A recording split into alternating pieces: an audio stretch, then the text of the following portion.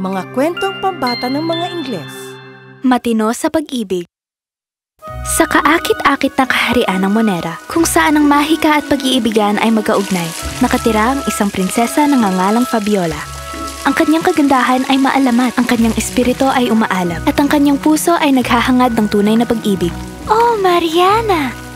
Pangarap kong matagpuan ang aking tunay na pag-ibig ngayon, yung nagpapabilis ng tibok ng puso at yung naubusan ng hininga.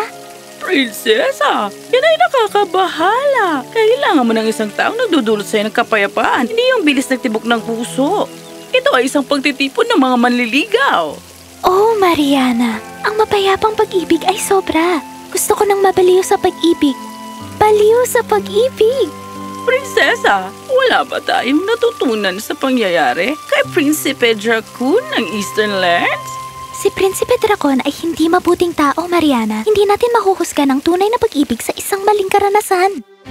Nakatakdang ikinasal sina Prinsipe Dracon at Prinsipe Fabiola na ipinakilala ng kanilang mga pamilya upang pag-isahin ang mga kaharian.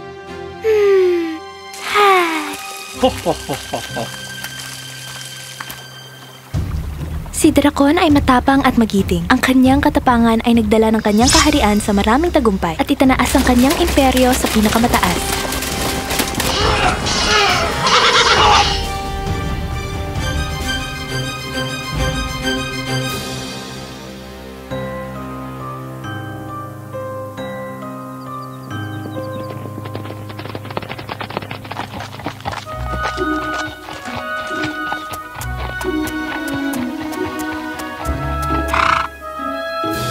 Ngunit, nang lumitaw ang mga tunay na hamon, nabigo ang kanilang pagsasama. Ang relasyon nila ay nasira. Nainiwan sina Fabiola at Dracon na hindi magkaintindihan. Na walang pasensya na ayusin. Sa huli ay napagtanto nila na mas mabuting maghiwalay sila.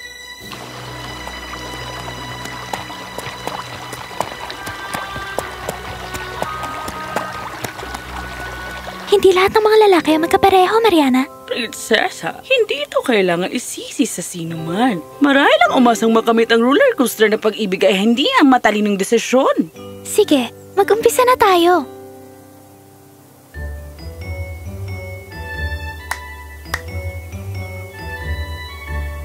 Cedric, simulan mo na ang mga pagsubok.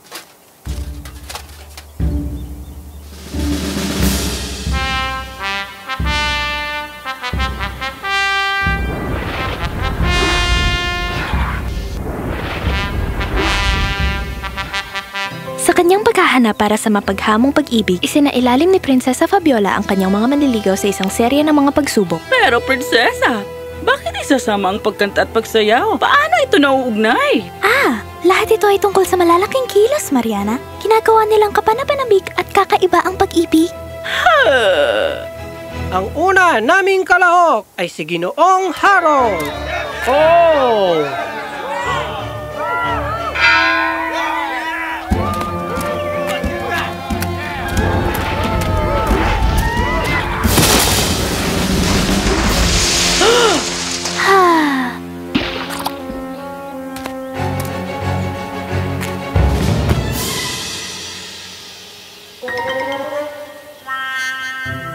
Ipapakita ni Haring Percival ang kanyang galing sa pagluluto.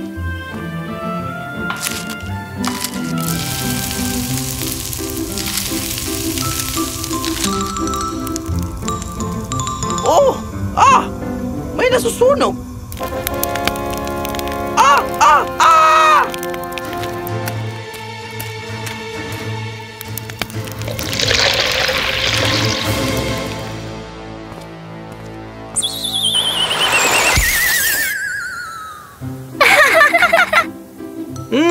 Yan ay siguradong masarap.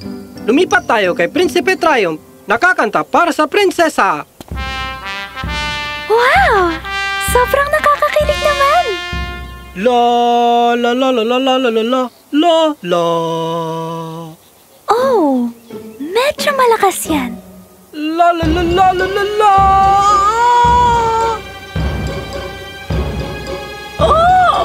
Pakiusap! Pahintuin niyo siya! La! Phew! Sandali!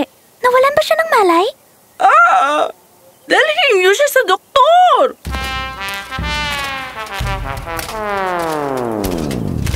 Susunod, si Prinsipe CJ. Nagagawa ng isang palumpon para sa prinsesa. CJ? Kakaibang pangalan yun. Naiiba naman si Prinsipe CJ. Nahihiya at naiilang. Tumayo siya sa harap ng isang pansamantalang patlang ng mga bulaklak na may tungkuling lumikha ng isang magandang palumpon para kay Fabiola. Si Prinsipe CJ ay nahirapan sa mga bulaklak kaya't nakagawa siya ng isang hindi pantay na palumpon. Ipinakita niya ito kasamang isang taos-pusong ngiti at isang maliit na kaakit-akit na talumpati. Prinsesa, naniniwala ako na ang pag-ibig ay hindi tungkol sa mga kilos. Ito ay tungkol sa mga maliliit na sandali, ang pinagsasaloang mga tawa at pagiging nandyan para sa isa't isa. Ano man ang mangyari, hindi ko may papangakong perpekto. Ngunit palagi akong tapat at gagawin kong lahat mapasaya ka. Bagamat nagustuhan ni Fabiola si Prinsipe CJ, nananabik pa rin ang kanyang puso sa pagkikipagsapalaran.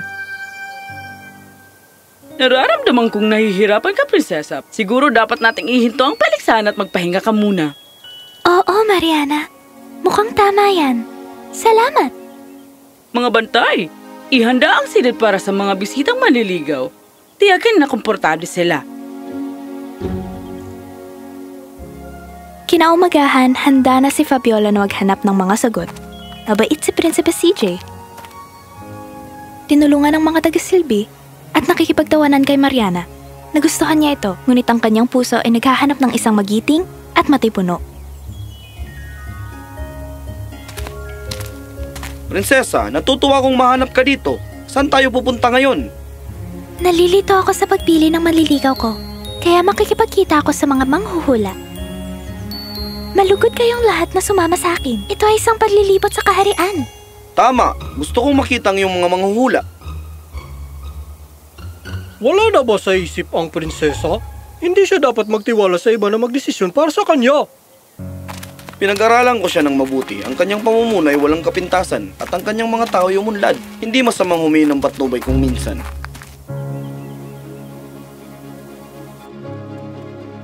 Ngayon, saan ko inilagay ang bolang kristal na iyon? Ah, eto pala.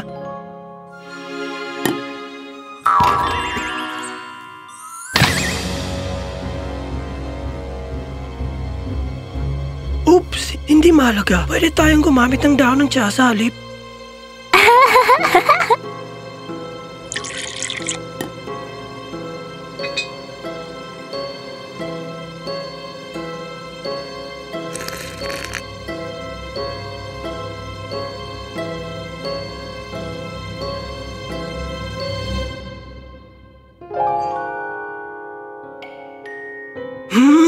May nakikita akong isang dragon? Magpapakasal si prinsesa sa isang dragon? Hindi, teka. Iyon ay isang pato. Baka may makilala kang matapang na pato? Ang hirap talunin.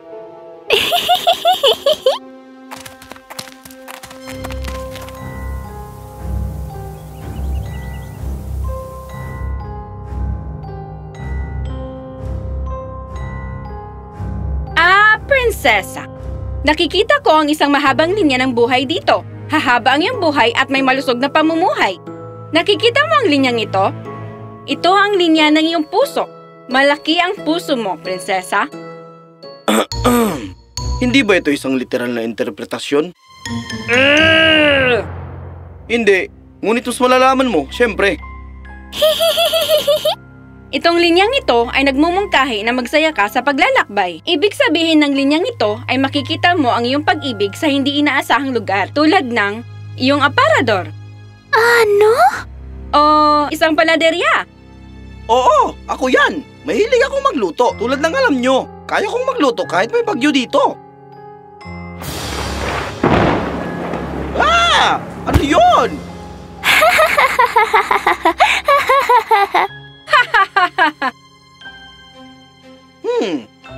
Siguro wag dito. Hindi! Sige, kawalan mo. Hindi ko gustong pakasalan ng isang prinsesa na naghahanap ng kanyang katotohanan mula sa mga estranghero. Ayaw ko nang marinig na magbitaw ka ng kahit isang salita laban sa prinsesa.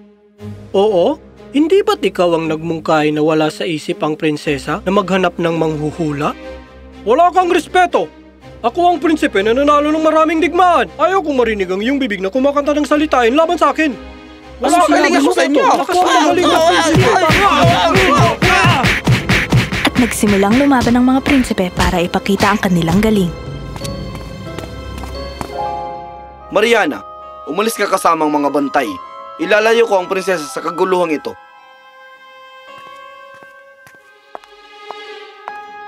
Hindi ba dapat may gawin ako? Hindi, Fabiola. Kapag ang lalaking nasa hustong gulang ay kumilos tulad ng bata, mas mabuting iwanan mo sila at ipagdasal na magbago sila. Tara, may sorpresa ako para sa'yo.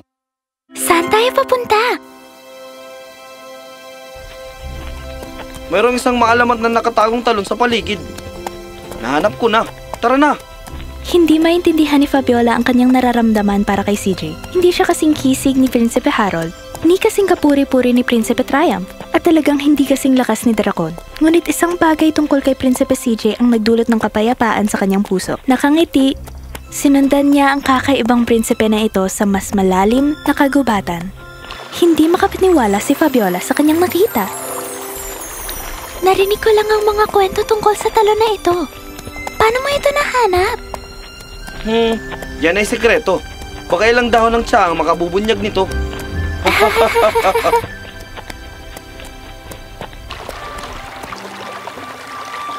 Narinig ko ang tungkol sa iyo, Fabiola. Humanga ko sa iyong pamumuno at kabutihang loob. Naiintindihan ko kung pipiliin mong mas matapang at hindi mahiyain na prinsipe. Pero ikararangal ko pa rin maging kaibigan mo. Napangiti si Fabiola. Alam niya kung anong gusto niya.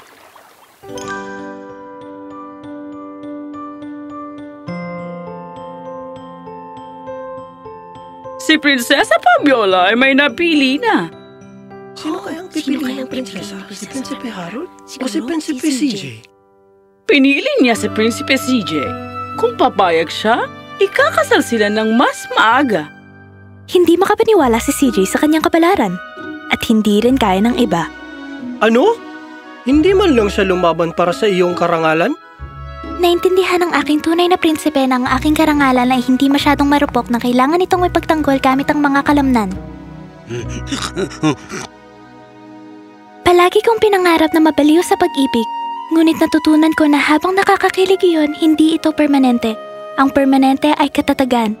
At iyon ang naglapit sa akin kay Prinsipe CJ. Gusto ko maging mabaliw sa pag-ibig kasama ang taong naintindihan ako ng mas mabuti sa akin. Lahat ng mga prinsipe ay hindi nasisihan, ngunit kinailangan igalang ang pinili ng prinsesa. Ikinasal sina Prinsesa Fabiola at Prinsesa CJ sa isang engranding seremonya.